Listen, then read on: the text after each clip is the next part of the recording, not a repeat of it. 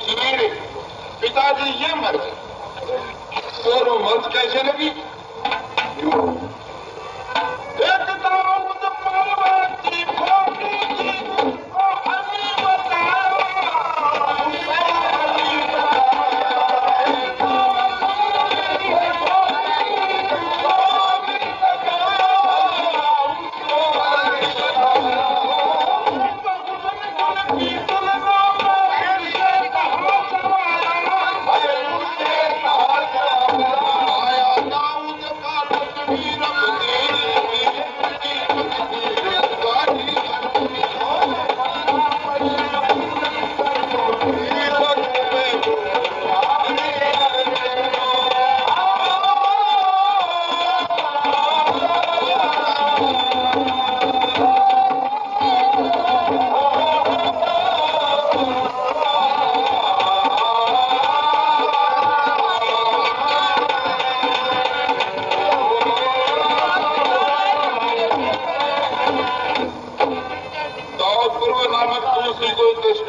उससे मेरी तुलना की तो उसको तो अमृत बताया और मेरे को जहर बताया, और रूप हुसैन गुण और भाग्य की तुलना में मेरे को सफा कर दी। अब पिताजी इस प्रकार के ताने में कैसे सहन कर सकता आप? इस बोले भाई बेटो यह बात तो न्यारू तरीके से मुझसे क्या चाहता है? बोला साहब जी उससे दुहागी महल तैयार करवाओ, उसको 12 साल का दुहार करना, लेन देन करके शादी निश्चित कर जाओ। तो बोला मैं जा रहा हूं, रतनपुरिया भी जा रहा हूं। चलते पिता को कहने लगा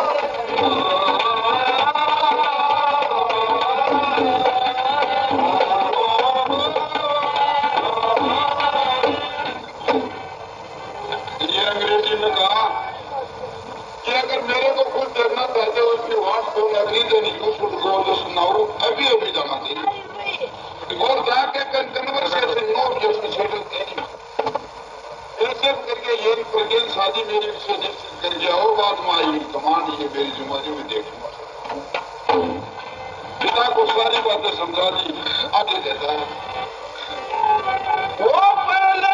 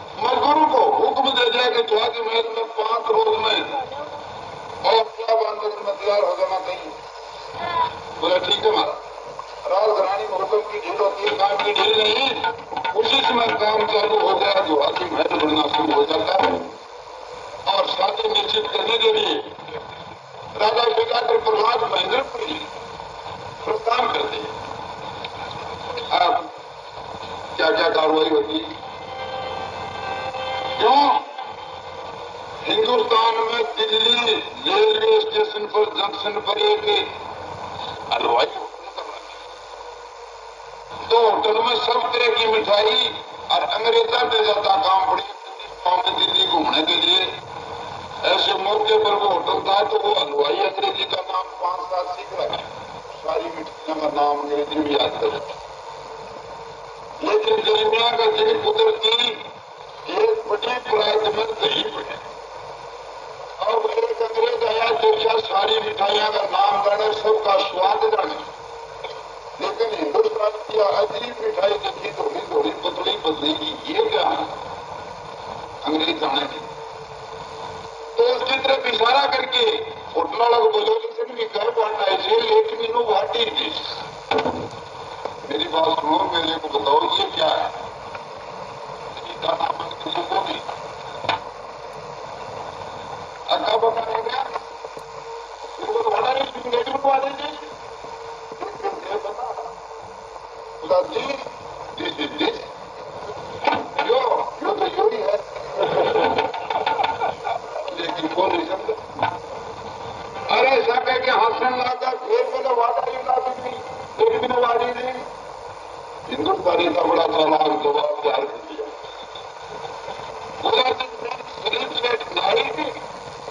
next day milk is tight, हो जा कर दो जो है राम तो छोड़ दो पड़ा, लेकिन समझा दिए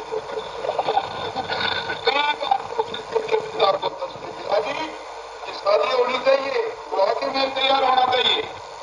कितनों का बेटा होने के कारण पिताजी जाके शादी निश्चित कर दे और वापिस आ गए। शादी का तमाम ज्यादा लोग करनी पड़ती है। उसी समय महलों की को नारायण जी उसको बुलाई और बुला के महलों में मोहल्लों में नगर में हट गए, जाके बुलाया सूचना देते वजह इतना की रात दुलारी की शादी निश्चित कर दी गई। सभी सहेली आई और शादी की शुरुआत करें। अब ये हुक्म मिलता ही घर में खर्चा लगा हड़ाकार कपड़े देखा और दिखाने को भाग भूखिया लगी जब और नारायण राजा को हुक्म मिलती है एक्सप्रेस होते जाने की क्या मीटर किसकी पूछी सुनेगी। ये ढाल होगी उनकी हमें राज नहीं गायक ना अपने कदम ये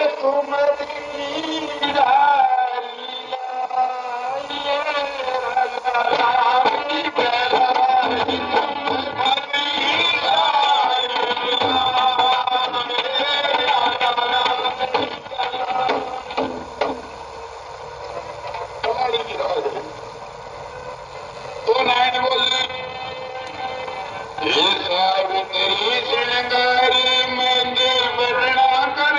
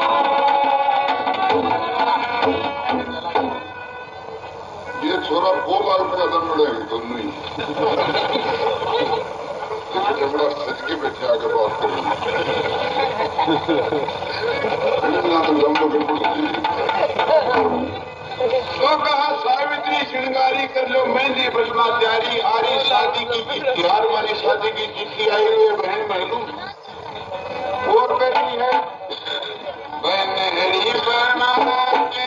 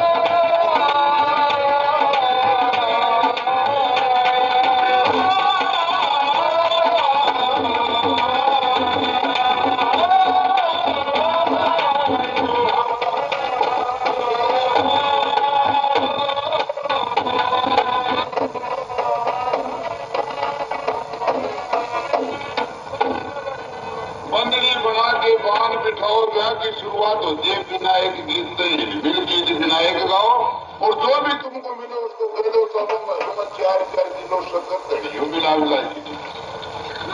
तो छोरी 4 किलो शक्कर का नाम लेते पूंज लाका दादा की एक मुट्ठी में से ठेका हूं लड़की की होगी महलों में दिल्ली। कौन कौन नंबर निम्बो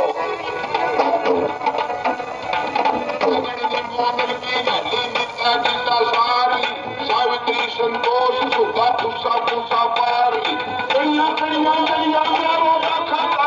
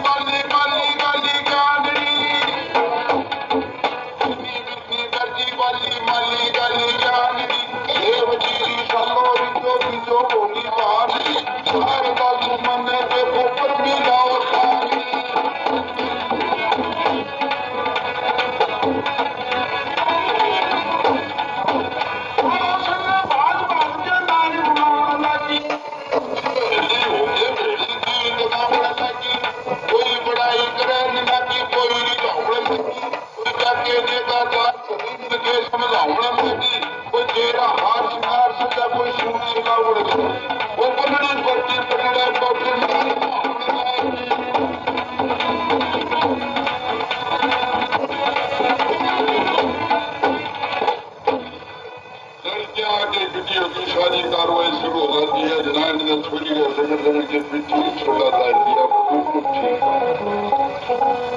तैयारी होगी। मार मारने मुहावती की मेरी होगी पीर, मार भाई मुहावती की मेरी होगी पीर, मैं कोई साड़ी कोटे आड़ी खिंचा मेरी रेशमी चीर, एक बाता बाजन लगा बुला लिया बलवीर, पल्लू शाही पर फिर भैया मुश्किल लगती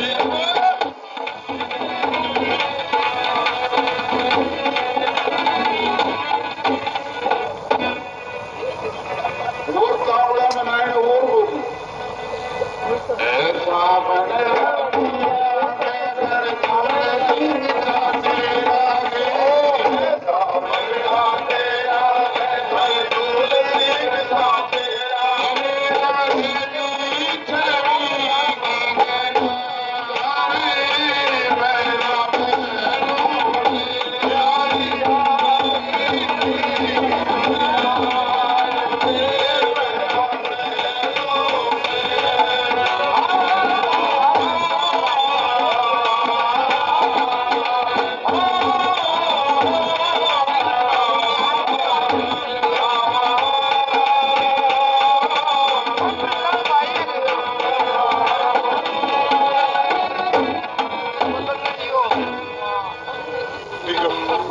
उधर जिसकी निश्चित की उस पर शाम वर्पक्ष की तरफ से भी तैयारियां होगी, बारात पहुंच जाती है, शादी हो जाती है।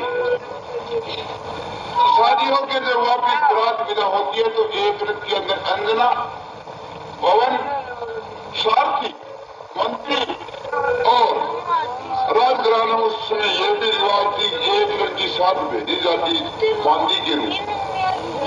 बसंत माला जो रूप का बखान उल्टा कर देती है, गाड़ी में ऊपर उसका नंबर बांदी में पड़ जाता। अब ये बरात वापिस आई, सारथी को पहले से कह दिया कि ब्याह बांध जंगल में जा, दुआने महल तैयार है, वहां चलना। रात महल में दुआ के महल में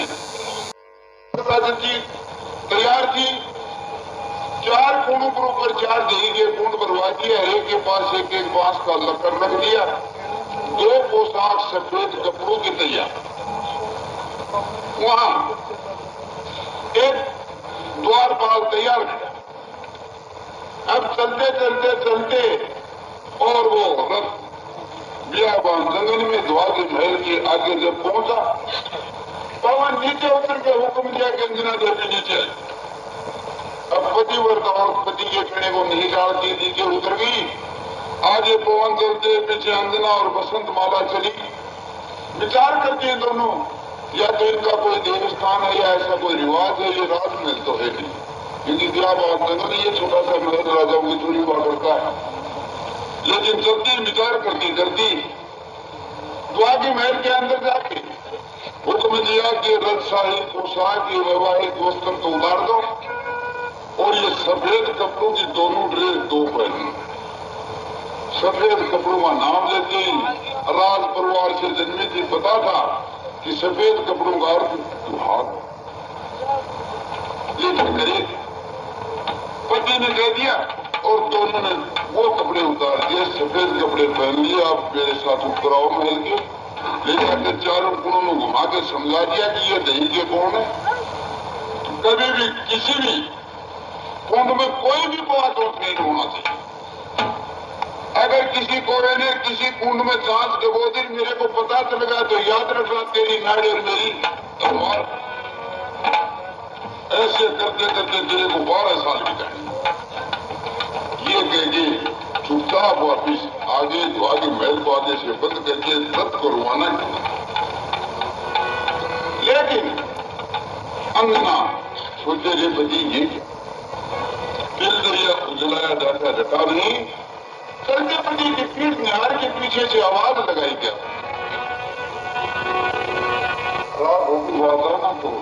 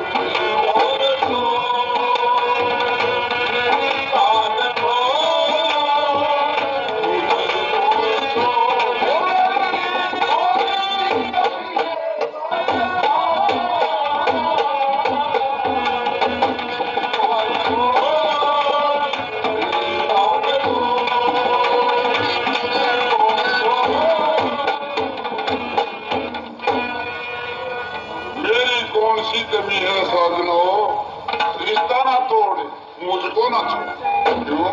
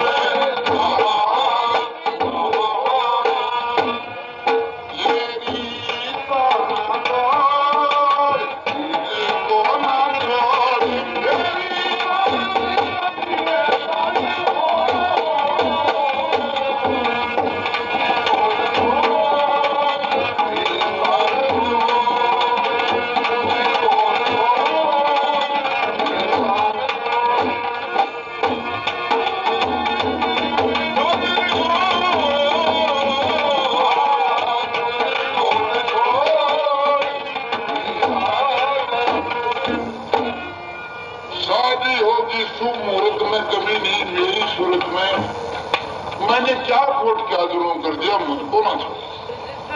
गुस्सा आया, कितनी रद्दी बात करी इसने की, अब ये कह रही है मैंने कोई जुल्म नहीं किया। एक बार मुड़ के रथ से उतर के बोला,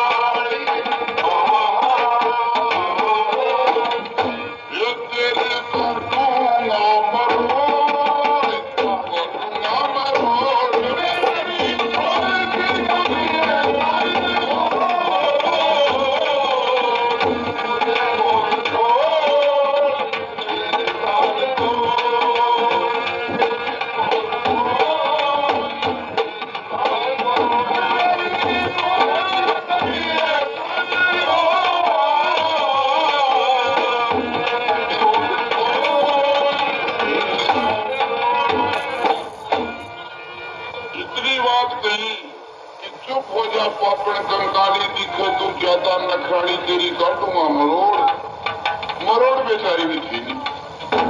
और आगे कुछ बोल के इतना ही कह के फिर चढ़ लिया कि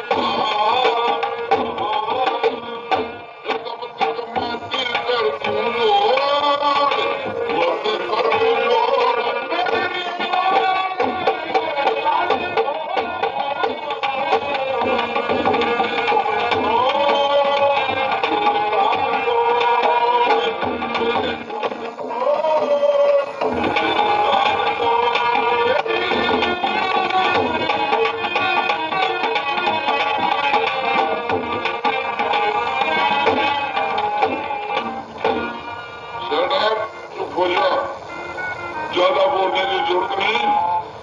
12 साल पहले तेरे उल्टा ये काम करती रहे, उसके बाद आके मुझे मत है, तब तक मत कर लो। पता चल गया कि आई थी किस लिए और ये हुआ क्या। लेकिन घर में गड़बड़ हो जाता हूँ याद नहीं, क्योंकि एक पड़ोसी के घर में बेटी का ब्याह बन गया और उसकी अनबन, तो जिसने अनबने उसका घर भी नहीं गया।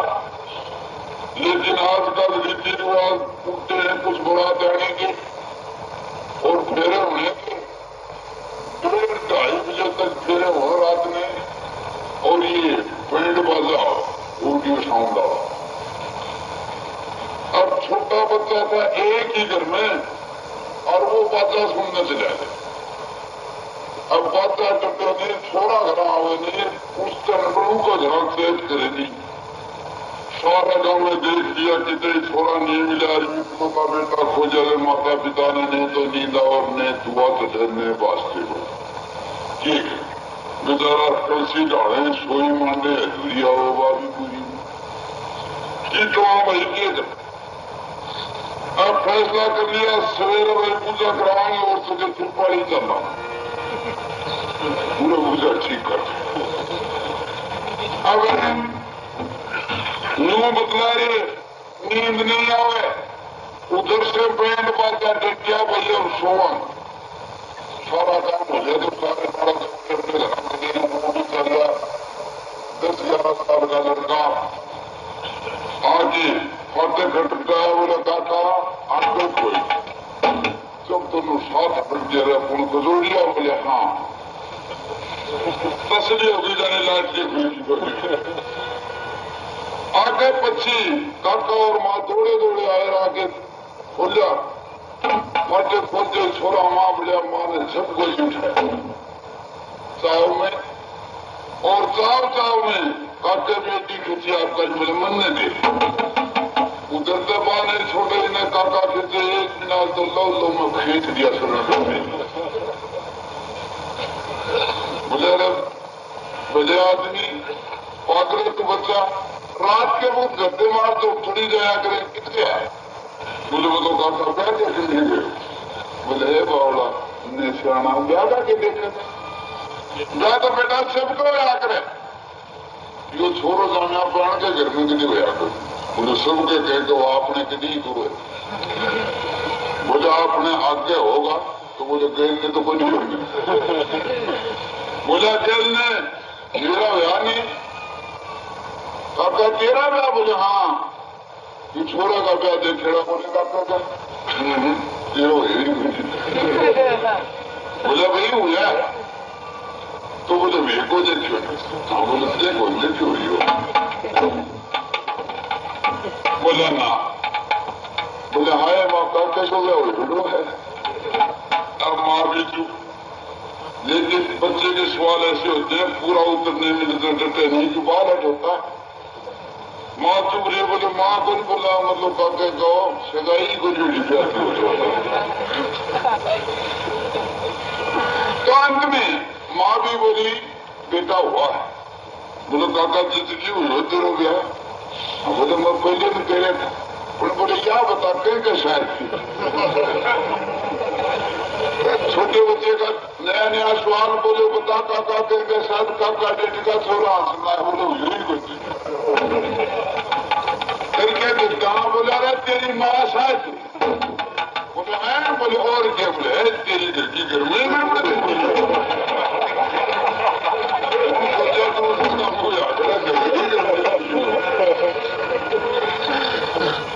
तो इन दिन अफसोस करते हैं इस बात का कि जिस पति से शादी उसने अपनी पत्नी मेरे को मान के लाया छोड़ के कर दिया। ये कह